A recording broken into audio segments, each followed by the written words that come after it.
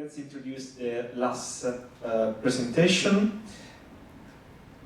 It's problem-solving laboratory, thinking in action in disadvantaged context by Pierluigi Ferrari and Annarita Monaco. Please.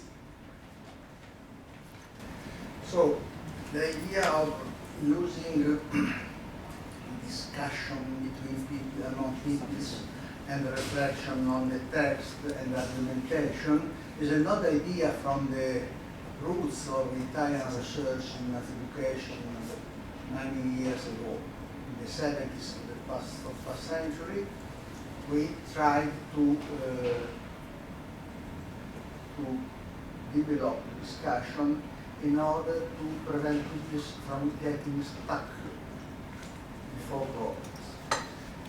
So our goal is promoting problem-solving processes in critical environments, and this, already, as before, selecting problems. This requires selecting problems requiring a bit of modeling rather than the application of algorithms only, and we need to support documentation on pieces and reflections on the text of problems. Here we have not the same linguistic problems as the previous presentation.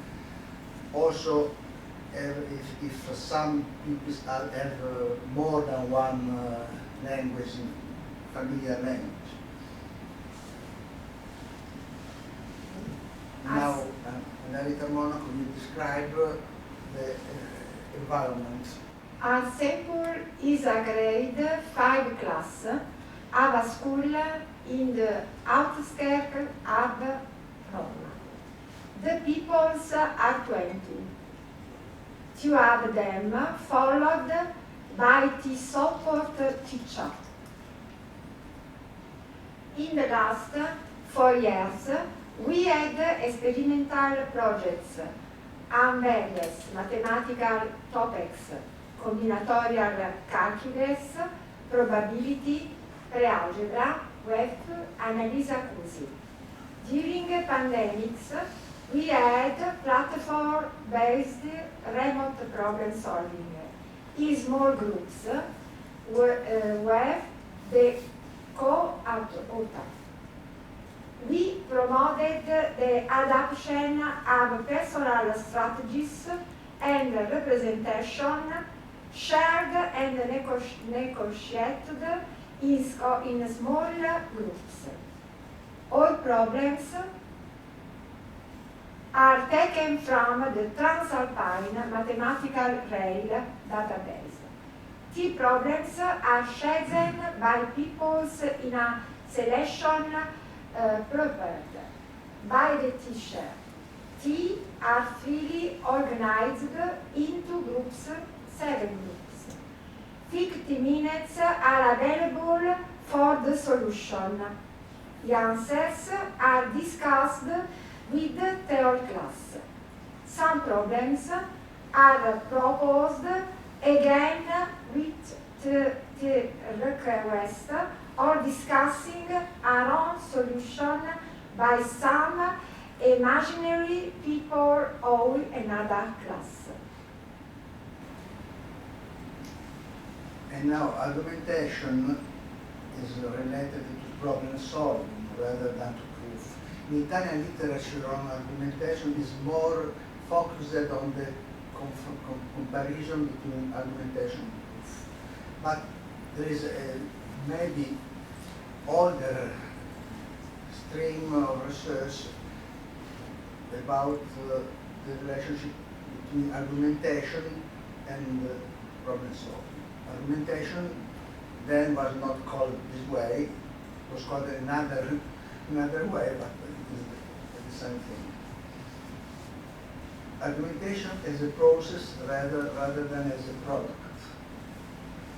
And so this is enough to refuse normative models. We are interested in processes where each arguments are gradually improved. We are not interested in getting right, appropriate arguments from the beginning, also because there is not appropriate argument. Any argument can be improved. Only within formal system of mathematics there are perfect proofs, derivations. So we'll see some examples of arguments with different degrees of correctness and completeness, as we have seen in the presentation mine and of Manuela. And so the steps of problem-solving processes and the related arguments cannot be determined a priori. For example, fully understanding the data of a problem might require some argumentation. So now we see some examples of problems. We are not focusing on the problem or not at all on the mathematics which is behind the problems. Of course, we should need many times, much time to describe the problems, but we go very quickly and simply we show some example of argument, of discussion taken from a much wider database of recordings. Mainly they are audio recordings and some pictures, some written text. So we have Julia organizes a birthday party for her little brother. She buys several bottles of orange soda. The contents of one bottle can fill 5 large glasses or 8 small glasses. During the party, Julia serves 23 glasses, large glasses, and 26 small glasses. So orange soda, opening as few bottles as possible. How many bottles did Julia have to open? Explain how you found your answer. And so, here we see some picture. Unfortunately, the cubist comments are in Italian, but we can understand them anyway. And we have the representation of the problem situation and also of a solution strategy. Here, we see both in Italian and in English. Of course, the English translation is not faithful to the original. Surely it is a different register, so it's useful only to have a very large idea. We start drawing the large and small glasses. Then we circle the large ones into groups of 5, and there were 3 left. We circled the small ones 2 into groups of 8, and there were 2 left.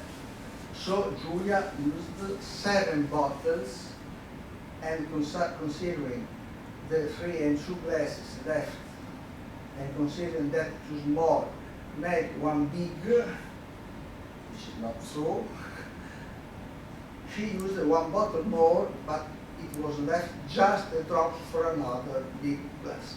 So they solved the problem, but they add some more information because the answer is 8 bottles. But this is an answer to the mathematical problem, not to the problem situation, not to the narrative. They have put the problem within a story, and people need to complete the story. From the realistic viewpoint, what happens to the orange, to the juice left is important for people, because maybe they want to drink themselves. We cannot waste. Okay, this is an example. Of course, from a strictly, very strict, narrow mathematical viewpoint, it is not true that 2 small make 1 big, but from a practical viewpoint, it is real mathematics is true, because you cannot.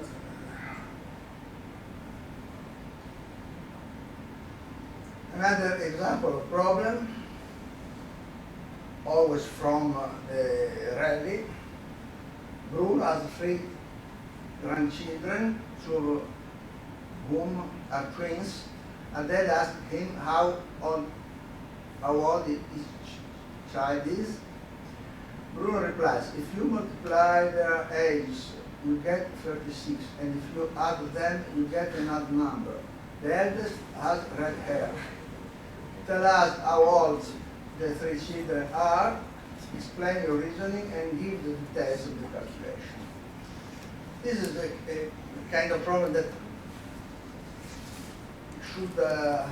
I would have written it in another way, maybe, but this is our starting point, and we accept it, because and we have this answer. We reasoned by writing all the computations until we got to the solution, which is the age of the nephews. The eldest is 9 years old, and the twins are 2 years old. The multiplication giving 36 is 2 year 2 year 9 times 2 times 2 times 9 equals 36, and the addition giving an odd number is 9 plus 2 plus 2 equals 13, which is an odd number.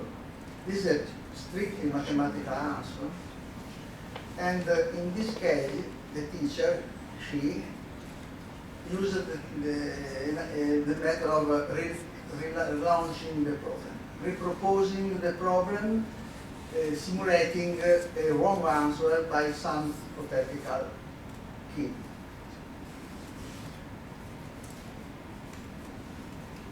When the problem is proposed again, the teacher tells them that the people of another class found that the ages of the children are 6, 6, and 1. Here some excerpts from the spoken discussion of the record. Here we have to put very few excerpts, but we have a large amount of comments by children. The problem says that the eldest has red hair. The eldest is 1, not 2.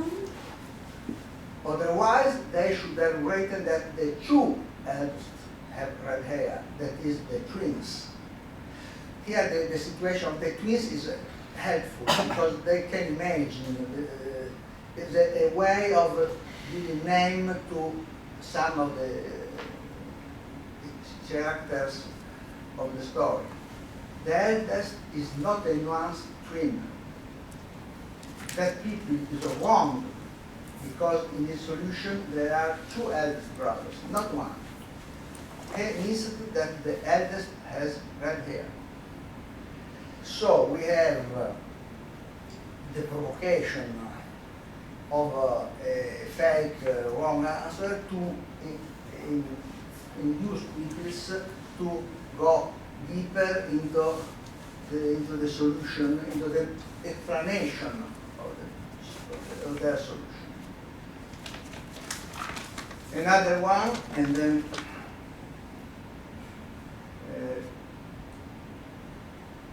to break a record, the people of a village decide to make a large rectangular pizza. The pizza must be 4 meters long and be composed of 4 parts, 1 with mushrooms, 1 with ham, 1 with olives, and 1 with vegetables. To meet everyone's tastes, the inhabitants decide that the length of the part with ham must be double that of the part with mushrooms, and half that of the part with olives. The length of the part with vegetables must be a quarter of the longest one. What will be the length of each part of the pizza? Explain how you found the solution. Here we have the Italian solution, very neat. We read the English translation. We are fluting any maximum of human communication. We read the problem and base ourselves on the pizza with ham, and we thought that it would be 100 centimeters equals 1 meter. The pizza with motion was the half, so it was 50 centimeters, and instead the pizza with olives was double the one with ham, which is 200 centimeters, 2 meters. As the one with vegetables was 1/4, it was still 50 centimeters. And there is the addition appropriate. And here, I suppose, they were helped by the fact the first number that occurs is the right one, because the first thing implies 1 meter, possibly 100 centimeters. And again, the teacher proposed a provocation, a wrong.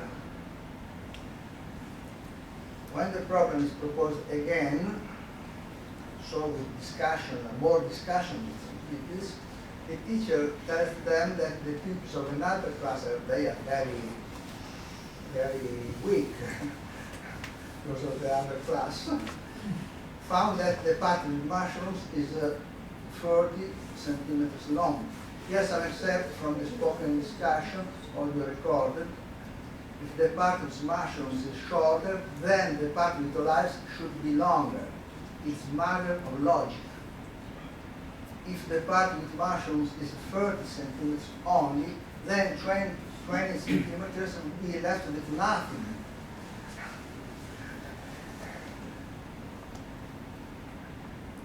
Maybe they wanted to do 30-70 in place of 50-50. And then strong intervention, we must stick to what the problem says. I know that the part with mushrooms must be 1/4 of the part with olives. Then here the pupils compare the wrong hypothetical answer not with the data of the problem, but with their solution. It is a step more. It's not, but the last statement of this pupil, he says that we have to stick to the data. We cannot invent strange proportions. 30-70 is not in the data. Now I skip the last example.